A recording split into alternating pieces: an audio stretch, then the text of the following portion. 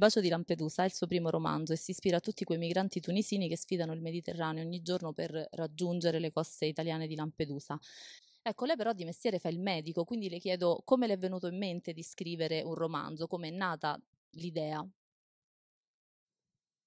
J'ai écrit ce roman parce qu'il y a un besoin d'écrire. Cette écriture, j'écris depuis longtemps des textes poétiques, des textes plus poétiques qu'un roman. Et la dernière période en Tunisie, on a senti qu'il y avait des changements, des problèmes politiques, des problèmes de dictature. Et donc, je suis arrivé à l'écriture d'un roman euh, donc sur plusieurs années en fait, parce que ça date de au moins 7 8 ans que j'écris petit à petit. Après, je l'ai structuré et c'est devenu un roman. Il bacio di Lampedusa è il titolo del libro, ma il bacio è una metafora per cosa? E soprattutto si tratta di un bacio di amore o di odio? Un baiser, c'est toujours ambigu. Un baiser, c'est d'abord un baiser d'amour. Donc, ça se situe entre. Un baiser, c'est aussi un problème virtuel. C'est pas la bouche, c'est ce qui sort de cette bouche. Et donc, entre l'Afrique et l'Europe, il y a quelque chose qui se passe. Et ce qui se passe là est un baiser. Et c'est-à-dire que les gens du Sud embrassent les gens du Nord, les gens du Nord embrassent. C'est un baiser de haine aussi, parce qu'il y a certains qui, qui n'acceptent pas ce baiser-là. Et c'est plutôt pour moi un baiser d'amour. Quanto c'è di autobiografico nel romanzo? Dans ce roman, des parties qui sont, disons, biographiques. Par exemple, l'histoire de mon grand-père qui est parti en France pour faire la Première Guerre mondiale. Il y a d'autres parties, par exemple, l'histoire du vieux du désert à qui on a acheté un roman d'alchimie. Ça s'est passé. C'est une histoire vraie.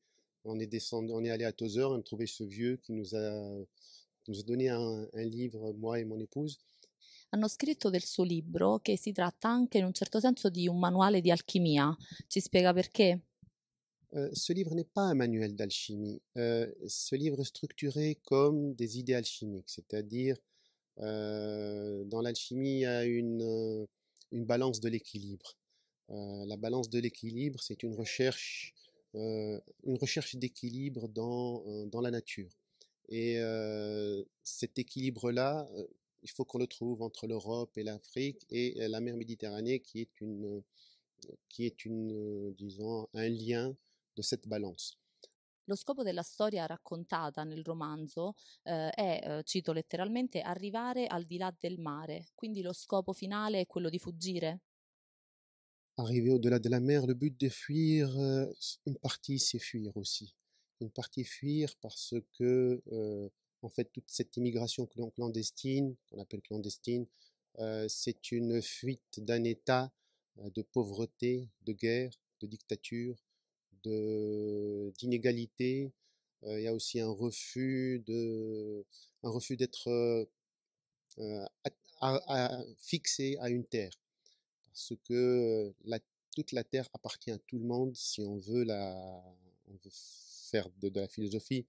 Mais euh, l'Europe n'appartient pas qu'aux Européens, ça c'est dur à dire.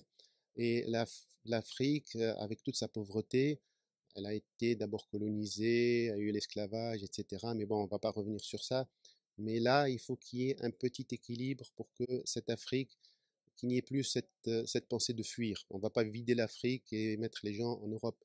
Il faut que les gens de l'Afrique restent en Afrique, mais qu'ils soient pas aidés parce que l'aumône, des trucs comme ça ne marche pas.